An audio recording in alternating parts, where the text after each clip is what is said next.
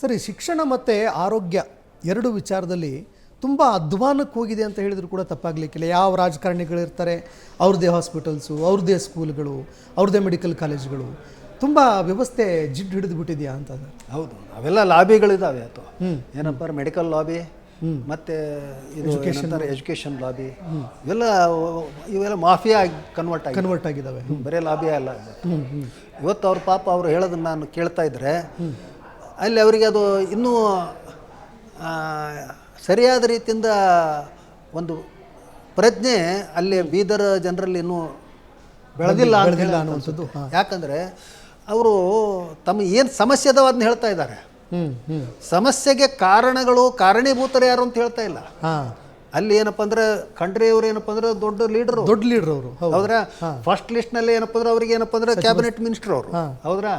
ಅವರ ಮಗ ಏನಪ್ಪ ಅಂದ್ರೆ MP. ಹೌದ್ರಾ? ಎಲ್ಲರನ್ನೂ ಗೆಲ್ಸಿ ಬರ್ತಾರೆ ಅವರು. ಅವ್ರನ್ನ ಕಳಿಸ್ತಾರೆ, ವಿಧಾನಸೌಧಕ್ಕೂ ಕಳಿಸ್ತಾರೆ, ಪಾರ್ಲಿಮೆಂಟ್ಗೂ ಕಳಿಸ್ತಾರೆ. ಇವತ್ತು ಕೇವಲ ನಮ್ಮ ಇವರು ಖಾದರ್ ಅವರಿಗೆ ಅಷ್ಟೇ ನಾವೇನಪ್ಪ ಅಂದ್ರೆ ಪ್ರಶ್ನೆ ಮಾಡ್ತಕ್ಕಂಥದ್ದಲ್ಲ.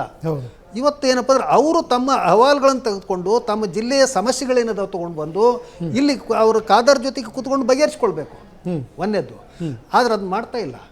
ಕೇಳಬೇಕು, ಇವರೆಲ್ಲ ಹೋಗಿ ಏನಪ್ಪ ಅಂದ್ರೆ ಔಷಧ ನೀವೇ ತರಿಸ್ಕೊಡಿಯಪ್ಪ ಅಂತ ಕೇಳಬೇಕು. ಅವರೇನಪ್ಪ ಅಂದ್ರೆ ಬಡವರಲ್ಲ ಪಾಪ, ಯಾರು ಖಂಡ್ರೆ ಅವರು. ಹೌದು, ಎಲ್ಲ ಔಷಧ ಸಪ್ಲೈ ಮಾಡ್ರಿ. ಹೌದು, ಗ್ಯಾರಂಟಿಗಳ ಜೊತೆಗೆ ಈ ಒಂದು ಗ್ಯಾರಂಟಿ ಮಾಡ್ರಿ ಅಂತ ಹೇಳ್ಬೇಕು ಅವ್ರಿಗೆ. ಅವ್ರ ಮನೆ ಮುಂದೆ ಕೊಡ್ಬೇಕು ಇವರೆಲ್ಲ ಹೋಗಿ. ಹೌದು, ಅದು ಬಿಟ್ಟು ಏನಪ್ಪ ಅಂದ್ರೆ ನಾವು ಎಲ್ಲ ಏನಪ್ಪ ಅಂದ್ರೆ ಇಷ್ಟೆಲ್ಲ ಕೊರತೆ ಅದಾವ, ಅದು ಕೊರತೆ ಅದಾವ, ಅದೇನು ಅಂಕಿ ಸಂಖ್ಯೆಗಳನ್ನು ಕೊಡ್ತಾ ಇದ್ದಾರೆ ಪಾಪ. ಅವ್ರಿಗೆ ಪ್ರಜ್ಞೆ ಇಲ್ಲ. ರಾಜಕೀಯವಾಗಿ ಯಾಗ ನಾವು ಏನಪ್ಪ ಅಂದ್ರೆ ಇದನ್ನ ತಗೊಳ್ಬೇಕು, ಯಾವ ರೀತಿ ವಿಚಾರ ಮಾಡಬೇಕು ಅಂತಕ್ಕಂಥದ್ದು ಪ್ರಜ್ಞೆ ಇಲ್ಲ. ರಾಜಕೀಯ ಪ್ರಜ್ಞೆ ಇಲ್ಲ ಒಂದು. ಆಮೇಲೆ ಇದು ಕೊರತೆ ಉಂಟಾಗಿದೆ ಅಲ್ಲ, ಯಾಕೆ ಅಂತ ಹೇಳಿದ್ರೆ ಪ್ರಧಾನಮಂತ್ರಿ ಔಷಧಿ ಕೇಂದ್ರಗಳನ್ನೆಲ್ಲ ನಿರ್ನಾಮ ಮಾಡಿದರು. ಯಾರು? ಈ ದಿನೇಶ್ ಗುಂಡೂರಾವ್ ಅವ್ರ ಕಾಲದಲ್ಲಿ. ದಿನೇಶ್ ಗುಂಡೂರಾವ್ ಅವರು ಎಲ್ಲ ಪ್ರಧಾನಮಂತ್ರಿ ಔಷಧಾಲಯಗಳನ್ನ ಏನಪ್ಪ ಅಂದ್ರೆ ಕ್ಯಾಂಪಸ್ನಲ್ಲಿ ಎಲ್ಲಿದ್ದು, ಯಾವ್ಯಾವ ಕ್ಯಾಂಪಸ್ನಲ್ಲಿತ್ತು ಏನಪ್ಪ ಅಂದ್ರೆ ಕ್ಯಾಂಪಸ್ಸು ಎಲ್ಲ ಕಿತ್ತಿಸಿ ಹಾಕ್ಸಿದ್ರು. ಯಾಕೆ ಕಿತ್ತಿಸಿದ್ರು ಅಂದ್ರಪ್ಪ ಅಂದ್ರೆ ಅವರಿಗೆ ನಮಗೆ ಒಂದು ಇದು ವಿರುದ್ಧ ಇದೆ ಅಂತಂತ ರಾಜಕೀಯ ವೈಷಮ್ಯಕ್ಕಾಗಿ ಇಲ್ಲಿ ಒಂದೇನಪ್ಪ ಅಂತಾರಪ್ಪ ಅಂದ್ರೆ ಕೇಂದ್ರದ್ದು ಏನು ಬೇಡ ನಮಗೆ ಅಂತಕ್ಕಂಥದ್ದು. ಕೇಂದ್ರದ್ದು ಬೇಡ ಅಂತ ಹೇಳಿದ್ರೆ ಇವತ್ತು 20 ರೂಪಾಯಿ ಇದ್ದನ್ನು ಏನಪ್ಪ ಅಂದ್ರೆ ಒಂದು ಮೆಡಿಸಿನ್ನು ಒಂದು ಟ್ಯಾಬ್ಲೆಟ್ ಇತ್ತಂದ್ರೆ 2 ರೂಪಾಯಿ ಕೊಡ್ತಿದ್ರು ಜನೌಷಧಿ ಕೇಂದ್ರದಲ್ಲಿ. ಜನೌಷಧಿ ಕೇಂದ್ರ ಇವತ್ತೇನಪ್ಪ ಅಂದ್ರೆ ಅವ್ರಿಗೆ ಸಿಗ್ತಾ ಇತ್ತು. ಇವತ್ತು ತಾವು ಕೊಡ್ತಾ ಇಲ್ಲ, ಈ ಕಡೆ ತಗೊಳ್ಳೋಕ್ಕೂ ಬಿಡ್ತಾ ಇಲ್ಲ. ಅಲ್ಲ, ಕೇಂದ್ರದಿಂದ ತಗೊಳ್ಳಕ್ಕೂ ಬಿಡ್ತಾ ಇಲ್ಲ. ಹೌದ್ರಾ? ಕೇಂದ್ರದ ಮಳಿಗೆಗಳನ್ನು ಜಾಸ್ತಿ ಮಾಡ್ರಿ ನೀವು. ಅವ್ರೇನು ಕೊಡ್ತೀನಿ ಅಂತ ಹೇಳ್ತಾ ಇದಾರಲ್ಲ. ಹೌದು, ನೀವು ಯಾಕೆ ಮಾಡ್ತಾ ಇಲ್ಲ? ಅಲ್ಲ, ಕೊಡ್ಲೇಬೇಕಾಗತ್ತ ಅವರು. ಅಲ್ಲ, ಅವ್ರು ಕೊಡ್ಲೇಬೇಕಾಗುತ್ತೆ. ಇವ್ರು ತೆರವು ಮಾಡಿಸ್ತಾ ಇದ್ದಾರಲ್ಲ. ಯಾಕೆ ತಗೊಳ್ಳಿಕ್ಕೆ ರೆಡಿ ಇಲ್ಲ ಅಂದ್ರೆ 2 ಉದ್ದೇಶಗಳಿದಾವೆ. ಒಂದು ಏನಂತಾರು ಸಿದ್ದರಾಮಯ್ಯನವ್ರ ಸರ್ಕಾರ ಏನ್ ಮಾಡಿತು, ಕೇಂದ್ರದ ವಿರುದ್ಧ ನಮ್ದು ಯಾವ ರೀತಿ ಸಂಘರ್ಷ ಇದೆ ಅನ್ನೋದಕ್ಕೆ ತೋರಿಸೋದಿತ್ತು.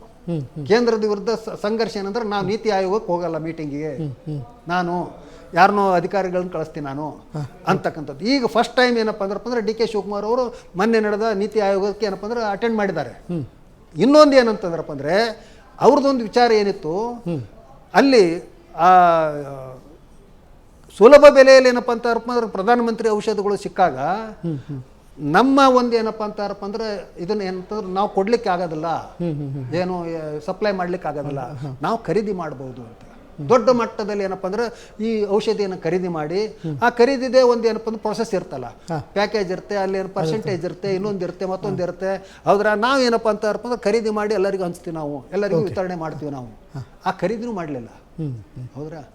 ಖರೀದಿ ಮಾಡದೇ ಇದ್ದುದ್ರ ಸಲುವಾಗಿ ಇದು ಕೇವಲ ಬೀದರ್ ಸಮಸ್ಯೆ ಅಲ್ಲ, ಇಡೀ ರಾಜ್ಯದ ಸಮಸ್ಯೆ. ಅದು ಉದಾಹರಣೆ ಮಾತ್ರ ಅಷ್ಟೇ. ಇಡೀ ರಾಜ್ಯದಲ್ಲಿ ಯಾವುದೇ ಇದು ಏನಂತಾರಪ್ಪ ಅಂದ್ರೆ ಆಸ್ಪತ್ರೆಯಲ್ಲಿ ಇವತ್ತು ಔಷಧಗಳು ಸಿಗ್ತಾ ಇಲ್ಲ, ಔಷಧಗಳು ಪೂರೈಕೆ ಆಗ್ತಾ ಇಲ್ಲ, ಬಡ ಜನರಿಗೆ ಸಿಗ್ತಾ ಇಲ್ಲ. ಅದನ್ನ ಏನಪ್ಪ ಅಂದ್ರೆ ತಿಳ್ಕೊಳ್ಬೇಕೀಗ.